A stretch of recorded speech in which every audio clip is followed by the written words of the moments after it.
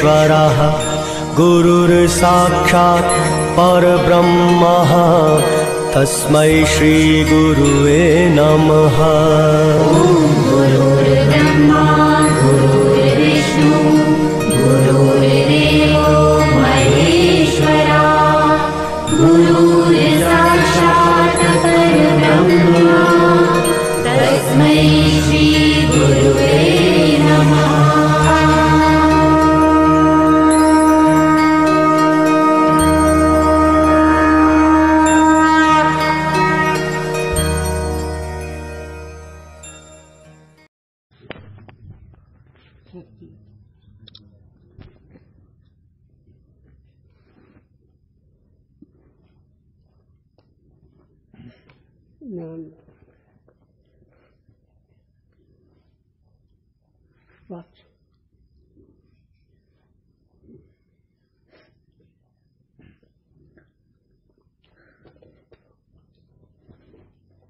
ब्रह्मलोक के मार्ग का क्रम।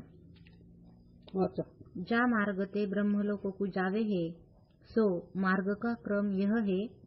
जो पुरुष ब्रह्म की उपासना में तत्पर है, ताके मरण समय इंद्रिय अंतकरण यद्यपि सारे मूर्छित है, कहीं जाने में समर्थ नहीं, और यम के दूत ताके समीप आवे नहीं, जो ताके लिंग शरीर को ले जावे। आता रात्री विषय असा झाला, ओमची उपासना करणारा त्याच्यामध्ये ओमचं परमार्थिक ओम अपारमार्थिक ओम याचा विचार सांगू। परमार्थ करताना कुठली मनं असतात, तेव्हा दोष आडवे येतात।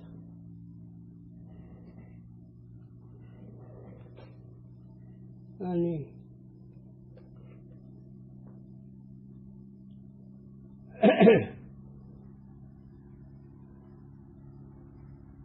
मृत्यू लोकांमध्ये त्याने विषयाचा त्याग केला, विषयावर बंधन टाकलं, ओमची उपासना करू लागला, ओमचं ध्यान करू लागला।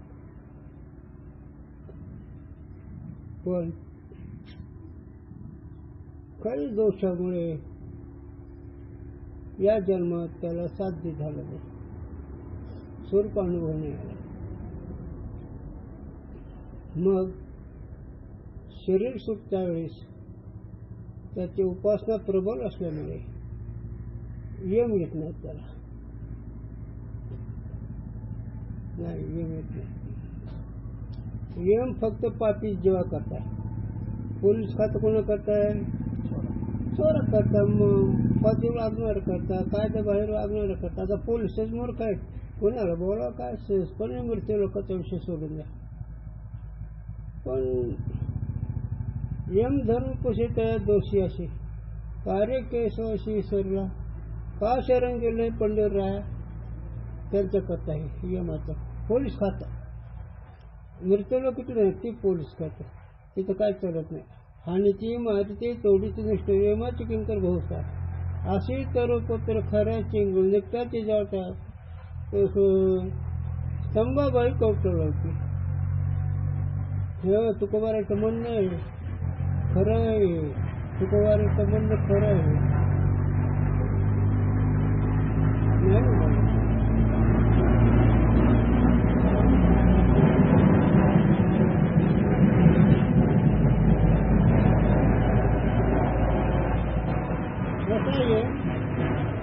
यांच्याकडे प्रतिबंध आहे, प्रतिबंधाचा त्यांनी अभ्यास केला नाहीस करण्याचा, पण आयुष्य यात्रा संपली म्हणून गुरुजींनी सांगावा आयुष्य आसान काम तू नसावा, त्यांनी सांगावं झालं। आयुष्य हे काम नाही, ते जीवनमुक्त पुरुषाला असतं। काम नाही काम नाही झालो पाही रिकामा, मोकळा झालो अध्यास प्रकरण कळलं। काम नाही द्वंद्व मंडित, याच्यात द्वंद्व म्हणजे काय आलंय, स्थूल देह मी नाही, सूक्ष्म देह मी नाही, म्हणून काम नाही. ते असे महात्मे. असो विषयाच्या संबंधाने त्याला बोलायचं की ओमची उपासना करताना काही प्रतिबंधामुळे तिथं त्याला लाभ नाही झाला, पण त्याला यम लोक येत नाहीत, दूत नाही, ते ब्रह्मलोकाला जातो.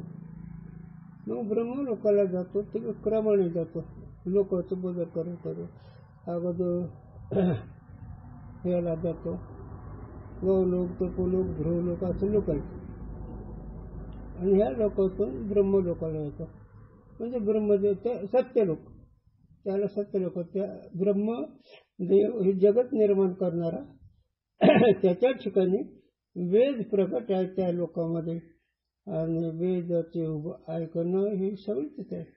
आणि तिथे गेल्यानंतर महाताब्यात आलं असल्यामुळे तिथे तो मुक्त होतो देवलोकाला. म्हणून तेव्हा आणखीन जर उत्कृष्ट अधिकारी असला तर तो पवित्र घराण्यामध्ये साधूच्या घराण्यात जन्म होतो. ओमची उपासना करणारा काय एकदम दोष होत नाही, मध्यमाधिकाराचा विषय, तर तो संतांच्या कुळात जन्म होतो. आणि उपासना करीत असताना जर आणखीन जास्तच अडचण असेल विषयाची, विषयाचा भोग भोगून विषयासक्ती नाही, संसाराच्या विषयाच्या जाडाजोडीत मन रमणं, मन असं करावं तसं हे मन रमणं विषयामध्ये, आणि ते संस्कार जड होतात साधकाला. म्हणून एक. आणि दुसरी गोष्ट अशी, वैराग्य नसतं बरोबर. वैराग्य जर खास असल्यावर विषय राहतच नाही संस्कार. आणि ही मनोमय सृष्टी संस्कार हे तुम्हाला परमार्थाला आणतात, त्याच्यावर हे आहे. पण त्याचे ओमची उपासना धारणा चालू असल्यामुळे जे ब्रह्मलोकाला येऊन त्याचा उद्धार होतो, संतांच्या कुळात येऊन त्याचा उद्धार होतो. नाही तर एक राजा होतो, राजा सार्वभौम राजा येतो. हे उपासना करणारे फल आहेत. कोणतंही एक साधन अंगी व्हावं रे, परमार्थाचं कोणतंही एक साधन अंगी व्हावं, म्हणजे त्याची शक्ती वाढत नाही. पण ती विषयासक्त दोषामुळे मानत नाही लोक. म्हणून क्रमाने लोक बदलत सत्य लोकांना जातो, तिथं ते वेदांत ऐकतो किंवा ज्ञान होतं, आणि तिथून तो मुक्त होतो. असं मध्यमाधिकाराचा उपासनेचा विचार आहे.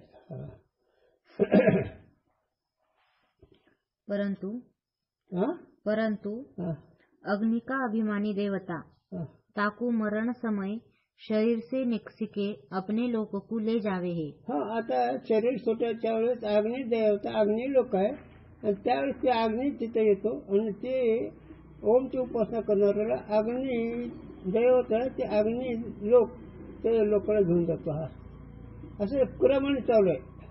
चला ता अग्नि लोक ते दिन का अभिमानी देवता ले जावे हे. आणि त्यानंतर दिनाच्या अभिमानी सूर्य लोकांना जातो. तिसते शुक्ल पक्ष का अभिमानी देवता अपने लोकों को ले जावे हे. आता शुक्ल पक्ष, कृष्ण पक्ष, शुक्ल पक्ष. शुक्ल पक्षामध्ये देवाचे असते, मग ते त्या लोकांना जातो, सूर्य लोकाला. आणि कोणतं शुक्ल पक्ष, शुक्ल पक्षामध्ये जे असणारे देवता त्या लोकांना जात होतो. ओमची उपासना करणारा तिथं जर त्याला अनुभव नाही आला, मुक्त जर नाही झाला, तर अशा लोकांना तो जातो. पण यम लोकांना जात नाही, अधोगतीला जात नाही. म्हणून गुरुजींनी सांगावा, परमार्थ केलेलं वाया जात आणि प्रपंच केलेलं यश येत नाही. प्रपंच केलेलं यशच येत नाही, त्याला यश फल नाही, ते यश कुठलं येईल. आणि परमार्थाला यश आहे. आधी संसार सफल झाला गे माया, हे नाही फल. परमार्थ म्हणजे फल आहे. आत्यंतिक दुःखाची नोंद परमानंद प्राप्त आहे. अजून नको, वेळ जाईल तुमचं, चला. कारण हे सांगत बसलो ना ती प्रक्रिया तसंच राहतात. आणि महाराजांनी सांगितलं विचारसागर पक्का झाल्याशिवाय लग्न करायचं नाही. काय असेल एकाचे एक महाराज एक कोणतरी महाराज म्हणले विचारसागर पक्का झाल्याशिवाय लग्न करूच नको. आणि बोलले महाराज तर काय म्हणजे कोणाचं मला अर्धवटच ऐकायला आलं.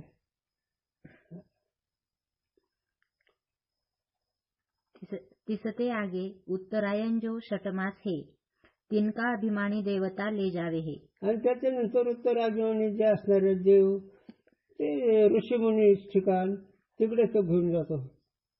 ते लोकातले लोक पण ओमची धारणा करणारा सतत ओमचं चिंतन असतं त्याचं. म्हणून सोम हे ओमचंच ध्यान आहे. पण त्याच्यामध्ये आम्हाला पुढचा विषय असल्यामुळे ओमचं तिथं काय नाही त्याच्या पुढे चल म्हणून पुढे धकवतो. लोकांतर जातोच कशाला. इथं जर काम होत असलं तर होतं तितकं इथं आम्ही काम तुमचं करतो, पुढे नाही जायचं. म्हणून ओमच्या ध्यानाने वृत्ती रूपरहित गुणरहित होते, स्थिर होते. आणि रामकृष्ण ह्या जपाने रामकृष्ण आकाराची वृत्ती होते. आणि ओम ह्याला आकार आहे का, गुण आहे का, म्हणजे रूपरहित होते. आणि ओमची जर धारणा साधली तर फार त्याचे वैभव त्याचं ऐश्वर्य वेगळं राहतं. आणि ते संन्यासीनेच करायचं असं म्हणजे, पण जी करते ती संन्यासीच असतात. म्हणून ओमची ध्यान करणं हे काय दोषामुळे मुक्काम पडतो, लोकांतरात जातो, संत खोल्यात जातो, राजा होतो आणि मग मुक्त होतो. पण अधोगतीला जात नाही आणि बाकीचे अधोगतीला जातात. तिसते आगे संवत्सर का अभिमानी देवता ले जावे है. कोणते संवत्सर म्हणजे वर्षाचे काही वर्षानंतरचं असतं ना त्या लोकांना जातो, म्हणजे काल लोकांना. तिसते आगे देवलोक का अभिमानी देवता ले जावे है. त्याच्या पुढे देवलोकाचा अभिमान देवलोकाला घेऊन जातो तो. तिसते आगे वायु का अभिमानी देवता ले जावे है. वायूचा अभिमानी जे देव त्या वायू लोकाला जातो. तिसते आगे सूर्य देवता ले जावे है. त्याच्या पुढे सूर्य लोक आहे, सूर्य लोकाला तो सूर्य लोकाचे दूत येऊन घेऊन जातात. तिसते आगे चंद्र देवता ले जावे है. त्याच्या पुढे चंद्र लोक आहे, त्या चंद्र लोकाला जातो. ओमचे ध्यान करणारा इथं जर काम नाही झालं तर ह्या लोकांतर घेऊन जातो ते देवदूत. तिसते आगे बिजली का अभिमानी देवता अपने लोक में ले जावे है. कोणत्या बिजली बिजली म्हणजे वीज लोक, वीज लोकाला घेऊन जाते त्याचे लोक. कहा बिजली के लोक में 30 उपासक के सामने हिरण्यगर्भ की आज्ञाते दिव्य पुरुष हिरण्यगर्भ लोकवासी हिरण्यगर्भ समान रूप ताके लेने को आवे है. आता हिरण्यगर्भ ईश्वराचा दुसरा देह आहे, त्याच्यामध्ये सर्व देत असतात, त्याला सगळं कळतं, त्याच्या इच्छेची पूर्तता ते करू शकतो. असे त्याचे बरेच शक्ती आहेत. आणि तिथला जो लोक आहे, तिथला एक सेवक आहे, तो हिरण्यगर्भाला घेऊन जातो. म्हणून तिथं गेल्यानंतर तो सर्वज्ञ होतो, मुंगीचे म्हणून जाणतो आणि त्याच्या इच्छेची शक्ती त्याला पूर्ण करता येते. असे तिथले एक त्या पदाची शक्ती आहे. पण तिथे जरी गेलं तर मुक्त होत नाही. कशावरून? माऊली म्हणते जीवपणाचे यंत्राशी आपले जसे शिव हे मूर्त पोसे जायला. आता शिव हे शब्द हा ओमची उपासना करणारा जो साधक तो हिरण्यगर्भाला जातो. असे लोकांतर जातात आणि तिथे गेल्यानंतर सर्वज्ञ आणि सर्वशक्तिमान हे सगळं आहे. त्याच्याकडे दोनच विशेषण आहे, एक उत्पत्ती आणि नाश करणे, बाकी 6 गुण त्याच्याकडे आहेत. तरी पण ऐकून झाले. सो पुरुष बिजली के लोक ते वरुण लोक को ले जावे हे. आणि तिथून ते वरून लोक म्हणजे मेघ तिकडे जातो. हा बिजली का अभिमानी देवता साथी आवे हे. म्हणजे विजेची देवता तिथपर्यंत येते. वरुण लोक ते इंद्र लोक को ले जावे हे. आणि वरून लोकांपासून इंद्र लोकांना 33 कोटी देवता राजा इंद्र त्या लोकांना हा जीव जातो. और वरुण देवता भी इंद्रलोक तोड़ी हिरण्यगर्भ लोकवासी पुरुष और उपासक के साथी रहे हैं. आता हे सगळे लोक त्या उपासना जे करणार ओमची त्याच्यावर त्या देव लोकांचे सगळे सेवक त्याच्या बरोबर राहतात. त्याला पंक्ती करतात ना. तुमचं कुणी असलेलं तुम्ही झालं ह्याला ते तोडून सोड तेव्हा ह्याला ते तोडून तसं हे लोक आहेत. तिसते आगे इंद्र देवता प्रजापति के लोकतोड़ी दोनों के साथी रहे हैं. आणि तिथे पुढे इंद्र लोकांचे दूत त्याला प्रजापती म्हणजे ब्रह्मदेव लोकांना तिथवर घेऊन जातात सोबत त्याला. तिसते आगे प्रजापति तीन दोनों के साथ ब्रह्मलोक ले जाने विषय समर्थ नहीं याते ब्रह्मलोक में ता दिव्य पुरुष के साथी 100 उपासक प्राप्त हुए हैं. आणि ब्रह्मलोकाचे लोक पुढच्या लोकांना जाण्याची शक्ती नाही त्यांची. कारण ब्रह्मलोक म्हणजे रजगुण निर्माण करणारे देव होता. जग निर्माण करणारे. त्याच्या पुढे वैकुंठालाही जाता येत नाही यांना. कैलासालाही जाता येत नाही यांना.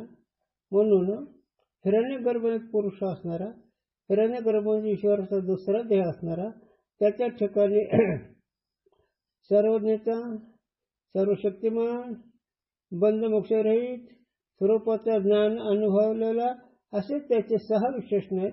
तिथं हा जातो. तरी पण तिथे जरी पोहोचायला मुक्त नाही होत. खूप पूज्य जरी गेला पूज्य भावनेला पदाला गेला मोठ्या पदाला गेला तर ब्रह्मानुभव येत नाही त्याला. जेव्हा त्याची वृत्ती ओमच्या उपासनेने पूर्ण शक्ती मिळेल तेव्हा स्वरूपानंद होतो. चला. ब्रह्मलोक का अधिपति हिरण्यगर्भ है. आणि ब्रह्मलोकाचा अधिपती म्हणजे मालक हिरण्यगर्भ आहे. आणि हिरण्यगर्भाचं आता तुम्हाला माहिती दिलं. हिरण्यगर्भामध्ये तिथं पंचलेला जो जीव ओमची उपासना करून तो सर्वज्ञ होतो सर्वशक्तिमान होतो. मायाला ओळखतो आणि मायाला ओळखल्यानंतर त्याला जीवाच्या कर्माचं ज्ञान होतं आणि स्वतः जे काही देह द्वैता द्रष्टा त्याला तिथं कळतं. पुढे सूक्ष्म समष्टि का अभिमानी चेतन हिरण्यगर्भ कहिए है. आता हिरण्यगर्भ कशाला म्हणावा. सूक्ष्म सृष्टी कशाला म्हणावा. आता हे तुम्ही इतके आहेत. तुम्ही दोघं हे 3 मी 6 असं 6 लोकांच्या मनाला जाणणारा तो हिरण्यगर्भ. तुमच्या मनाला हे सगळे जीव जेवढे आहेत मृत्यू लोकातले स्वर्ग लोकातले पाताळ लोकातले जेवढे जीव आहेत त्या जीवाला तो जाणतो. त्यांच्या मनातल्या भावना त्याला कळतात म्हणून तो सर्वज्ञ आहे. हिरण्यगर्भ गेलेला म्हणून ऐकून त्याचा. ताही को कार्य ब्रह्म कहे है. ताही को कार्य ब्रह्म कहे है. मुळात नाही. कार्य ब्रह्म आहे ना. युवराजाने राजा युवराज पद मिळवलं पण राज्यपद नाही मिळवलं. तसं हिरण्यगर्भ कार्य ब्रह्म आहे आणि हिरण्यगर्भ ही अज्ञानाचं कार्य आहे. हिरण्यगर्भ अव्यकृत सूत्रात्मा विराट हे सगळं अज्ञानाचं कार्य आहे. पण अज्ञानात इतकी पदी मोठी तरी समाधान नाही. म्हणून काय रे काय सांगा. हे जर कळलं तर माझ्या गुरुची आठवण डोळ्यात अंजन पडल्यासारखं होतं. त्याला वाटतं काय शास्त्राचं वैभव नाही तरी असलं अज्ञान. नाही जमत. पण कर ऐकायला येते त्याला काय वैभव. अरे नुसतं आपण ऐकत राहू, पण ते पद पोहोचवल्यावर त्याचा वैभव काय तरी पण कच्चा. कार्य ब्रह्म म्हणल्यावर किती सुंदर. काय भातीचं गाडगं केलं, खूप किमतीचं झालं, पण माती नाही राहील, ती गाडगं झालं, परिच्छिन्नपणा झाला, व्यापकपणा नाही. कार्य परिच्छिन्न आहे, घट परिच्छिन्न आहे का नाही, माती व्यापक आहे का नाही, तसा हा परिच्छिन्न आहे. जरी झाला, सांगतो तुला 33 कोटी देवाचा राजा परिच्छिन्न सगळं. 33 कोटी देवाचा राजा आणि त्याच्या हातात मृत्यू लोक आहे, त्याच्या हातात पाणी आहे इंद्राच्या, तर ते परिच्छिन्न व्यापक नाही. किती जरी मोठा झाला तर परिच्छिन्न. कार्य जिथपर्यंत येतं, कार्य नाव जिथपर्यंत ते परिच्छिन्न आहे. किती जरी केलं तर ते परिच्छिन्न आहे, व्यापक नाही. पण तिथे गेल्यावर पाठीमागची पुण्य सामग्री असल्यामुळे ज्ञानाने ते मुक्त होतो, तर पण परिच्छिन्नच आहे. मुक्त झालं, काम भागलं. हिरण्यगर्भ काय ठरलं, कार्य ठरलं नाही. आणि तेजस आहे का नाही कार्य, आणि प्राज्ञ कारण नाही, कार्यच आहे सूर्याच्या दृष्टीने. आणि सूर्य कारण, आणि सूर्य कार्य असलं तर जिथे नाही सुषुप्ती तिथे कशी सूर्याची भ्रांती. सूर्य जर भ्रांती झाली तर कार्य कारण नाही, ते कार्य आहे झालं. तसं नाही. ब्रह्मानंद भोगत, ब्रह्मानंदाचं ज्ञान झालं तरी कार्य. ब्रह्मानंदाच्या ज्ञानामध्ये वृत्ती रमल्यावर मग काम भागलं. आणि ब्रह्मानंदात त्यांची वृत्ती रमली, त्यांचं मी चरण सांगतो. असे गुरुजी होते, आबा होते. ब्रह्मानंद भोगणारे महात्मा चरण सांगतो मी. असा ऐसा कोटे आठवते नाही, देवीचं विधी भोगू दशा. सर्व सुख आलो, सर्व अलंकार, आनंद निर्भर डुललो तसं. सर्व सुखाचे अलंकार आणि आनंदामध्ये डुलतो जातो. आणि पुन्हा करण्याकरता तुकोवारांची स्थिती सांगतो. तुका म्हणे नये जाणीव अंतरा, अंतरी सारा आनंदाचा. अंतःकरणामध्ये ते आनंद ज्यावेळी प्रगट होईल त्यावेळी सगळ्याचा विसर आहे. नाही जाणीव, कोणती जाणीव, अहम ब्रह्मास्मी वृत्ती मावळली, ही जाणीव. ही तर नाही रे, ही नाही, इकडे नाही. जसं सगळ्या राजाचा अरण्यातला सिंह सगळ्या राजाचा राजा आहे, सगळ्या पशूंचा राजा आहे. पण सिंह ज्याने निर्माण केला तो,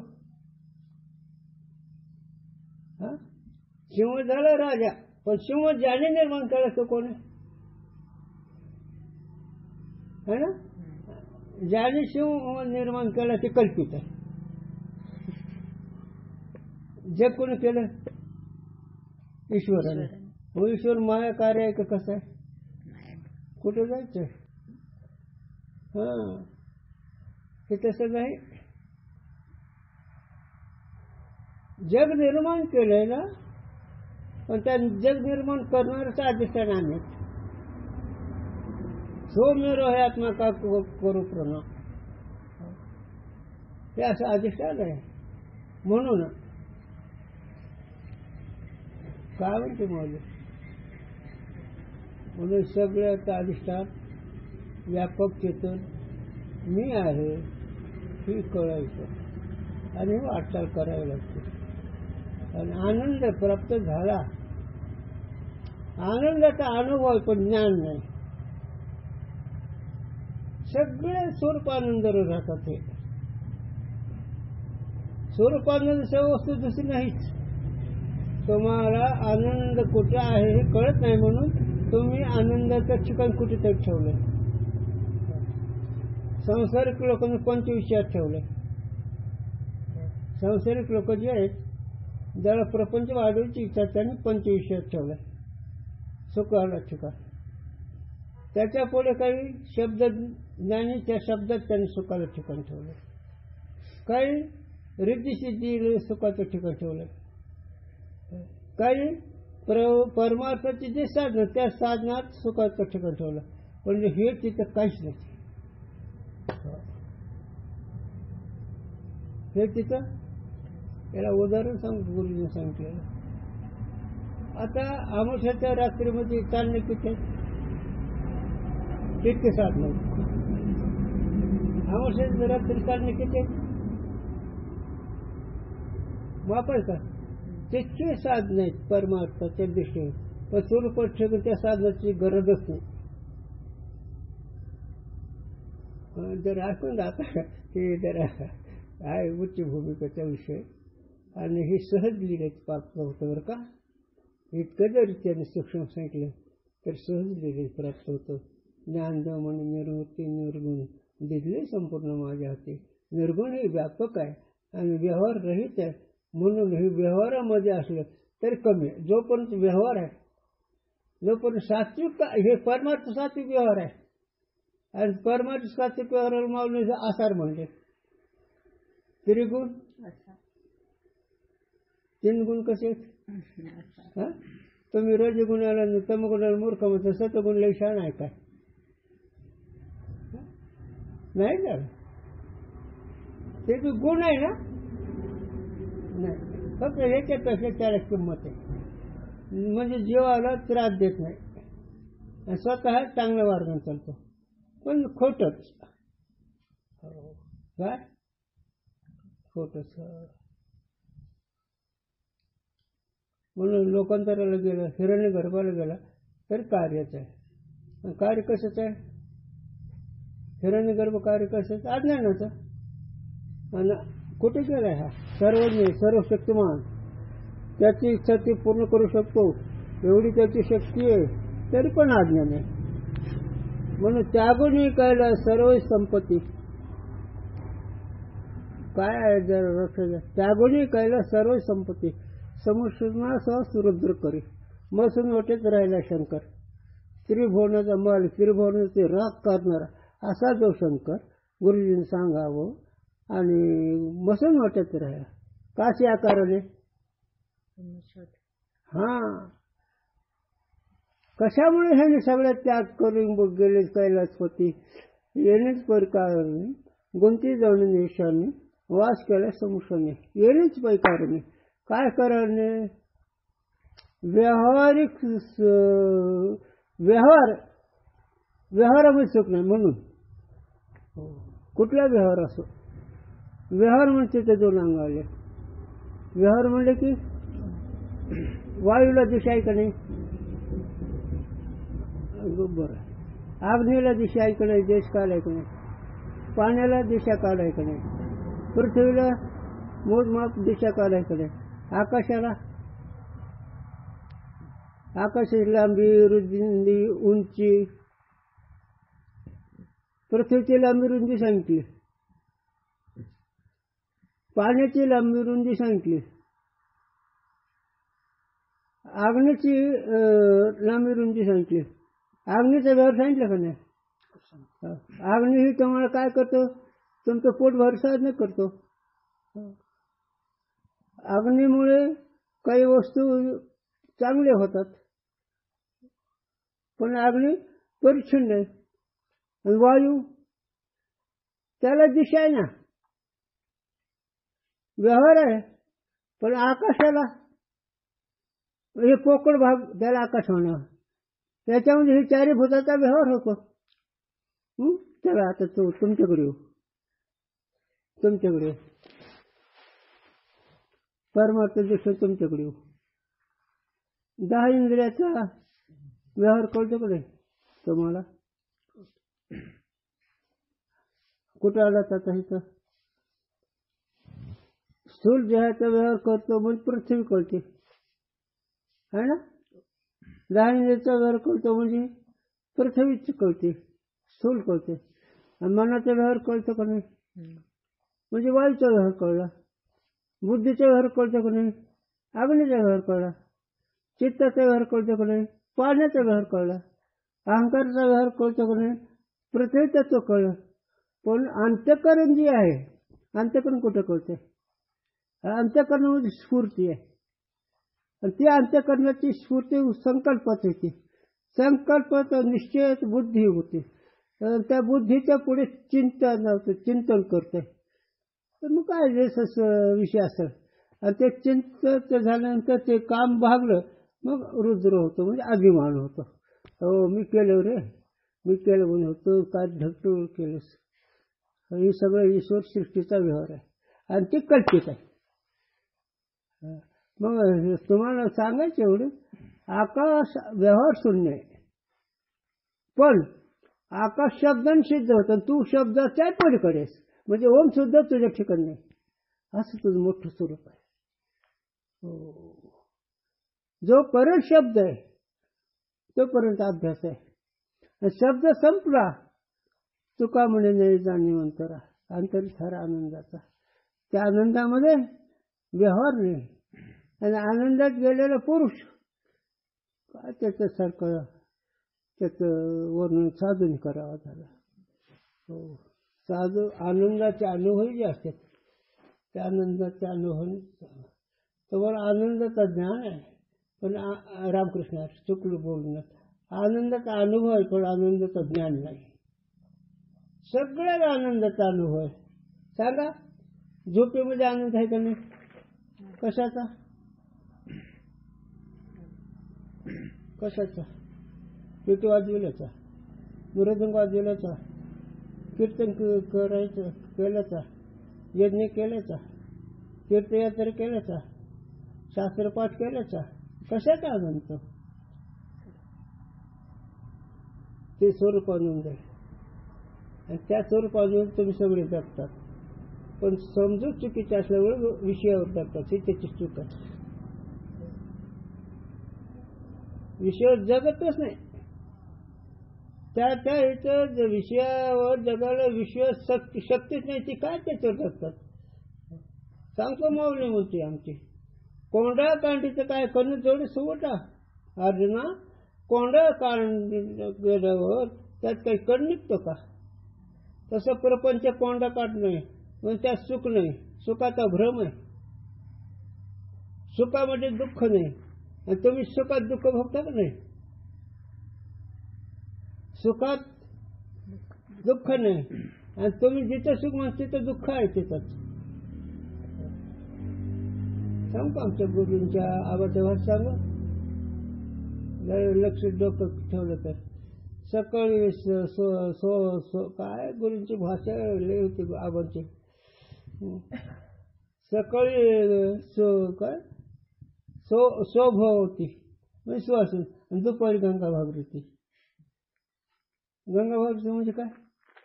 कुंकू नसणं. मग सकाळी सुवासिनी दुपारी विधवा. तसे प्रपंच एक अंगाने सुखाचं वाटलं आणि एक अंगाने दुःख. पण तसा प्रपंच सगळं कडूच आहे. सगळं दुःख रूपच आहे पण हे कळत नाही. मग सत्वगुणाने वाढता वाढता वाढता वाढता स्वरूपाकडे जातो. मग सत्वगुण पाहिजे. सत्वगुणामध्ये अंतःकरण शुद्ध राहतं मुक्त होण्याचं असं. सत्वगुणामध्ये अंतःकरण स्थिर राहतं. सत्वगुणामध्ये परमार्थाची आवड होती. सत्वगुणामध्ये माणूस खऱ्या सुखाला प्राप्त होतो. मग सत्वगुण पाहिजे. सत्वगुण म्हणजे ज्याला परमार्थ आवडतो खास त्याचा जो सत्वगुण असतो. ज्याला परमार्थ आवडतो, ज्याला मला जन्म मरण नको वाटतं है ना, तो सत्वगुण. जन्मरणाचा कंटाळा आला, जन्मरणाला भीतो, ही जातीवरती त्याच्या जवळ सत्वगुण. आणि असा सत्वगुणाचा विचार जे काही साधक साधन करणारे त्याच्यामध्ये ओमची साधना सांगून ते ओम हिरण्य गर्भापर्यंत गेला आणि हिरण्यगर्भ म्हणजे ईश्वराचा दुसरा देह आणि तो आहे कार्य. कार्य म्हणजे की चला उगा ऐकून तर जा. कार्य ब्रह्म के निवास स्थान को ब्रह्मलोक कहे है. आणि कार्य ब्रह्म म्हणजे हिरण्यगर्भ असणारा, सर्वज्ञता असणारा, त्याची इच्छा पूर्ण करता येणारा, मुंगीचे मनोगत जाणणारा, मायाला ओळखणारा, आनंदाचा ज्ञान असणारा, म्हणजे त्याला काय म्हणायचं ब्रह्मलोक म्हणायचं. सायुज्य मोक्ष का वर्णन. आता शेवट सिद्धांत आहे. आता याचं उद्या ऐका. सायुज्य म्हणजे शेवट खऱ्या परमात्म्याचं स्वरूप. ही सत्वगुणाच्या परिसीमा झाली. आतापर्यंत जे सोहमचं चिंतन आम्ही तुम्हाला सांगतो त्या सोहमच्या चिंतनामध्ये सगळे देवता प्रसन्न होतात. त्या सोहमच्या चिंतनामध्ये असर संपत्ती राहत नाही. असर संपत्तीमध्ये यम येऊ शकत नाही. असर संपत्तीकडे एक राक्षसी संपत्ती, एक असर संपत्ती. असर संपत्ती म्हणजे शास्त्र भाषा. राक्षस संपत्ती म्हणजे आपल्या प्रपंच करता सगळेच वाटोळ करणं, हे राक्षस संपत्ती. आणि ह्या दोन्ही दैवी संपत्ती म्हणजे सत्वगुण. आणि ते सत्वगुण म्हणजे माझी स्थिती, माझं स्वरूप मला केव्हा कळेल, जन्ममरण कसं कळेल, जन्ममरणाचं दुःख नको अशी ज्याची विचाराची धारणा त्यालाही मोक्ष होतो. कळतच नाही माणसाला, परमार्थ कळत नाही. बघा एक सांगू का, तुमच्या गावात भागवत किती वर्ष झालं चालू आहे? त्या घोलपत्र भागवत होतं त्या 40 वर्षाचं भागवत चाललं तुमच्या गावात. 40 वर्ष झालं भागवताचं, आणखीन चालूच आहे. किती लोकांना लाभ झाला.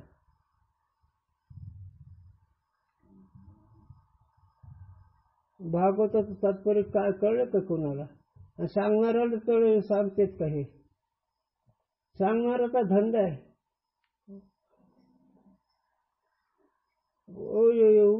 अरे भागवताचं फल असं तुम्हाला सांगतो. भागवत शुकाचार्याने परीक्षितीला सांगितलं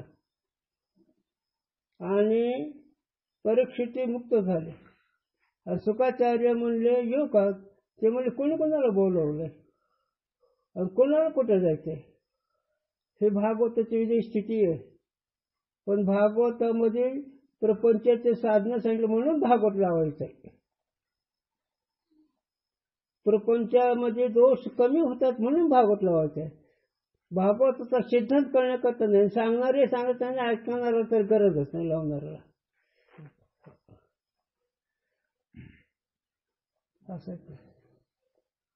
ठेवा. सायुज्य मोक्ष त्याच्या स्वरूपाचं वर्णन. विठ्ठल विठ्ठल विठ्ठल. तुझं स्वरूप कसं आहे? हेच आहे. अत्यंत दुःख निवृत्ती परमानंदाची प्राप्ती.